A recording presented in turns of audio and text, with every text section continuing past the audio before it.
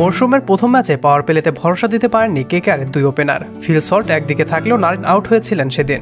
গত ম্যাচে ব্যাঙ্গালোরের বিপক্ষে পাওয়ার প্লেতে বিধ্বংসী ব্যাটিং করেন সুনীল নারিন ও ফিল সল্ট। দিল্লির বিপক্ষে ম্যাচও সেখান থেকে যেন শুরু করলেন সুনীল নারিন। অল্পের জন্য আইপিএলের ইতিহাসে তৃতীয় কেকেআর ব্যাটার হিসেবে সেঞ্চুরি করা হলো না সুনীল নারিনের।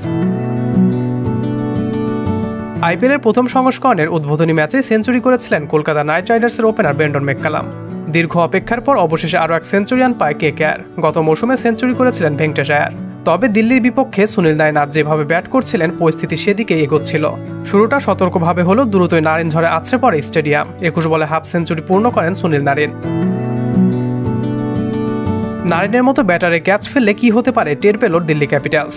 ব্যক্তিগত 52 রানে সুনীল নারিনের ক্যাচ ফসকান সুমিত কুমার। অবশেষে সাফল্য মেলে 13তম ওভারে।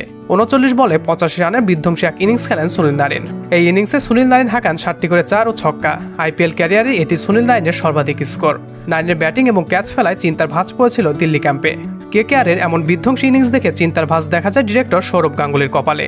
সুনীল নারিন আউট হতে সাময়িক স্বস্তি মিললেও তা বেশিক্ষণ স্থায়ী হয়নি রাসেল রিঙ্কুর ঝড়ো ফিনিশিংয়ে। শেষ পর্যন্ত কলকাতা 272 রানের বিশাল এক সংগ্রহ পায়, যা কিনা রেকর্ডও বটে। বিশাখাপত্তনে এই মৌসুমের প্রথম জয় ছিনিয়ে নিয়েছিল দিল্লি ক্যাপিটালস। গত ম্যাচে মাঠে ডিফেন্ডিং চ্যাম্পিয়ন চেন্নাই সুপার কিংসকে হারিয়েছে দিল্লি ক্যাপিটালস। গুরুত্বপূর্ণ ভূমিকা নিয়েছিলেন বোলাররা।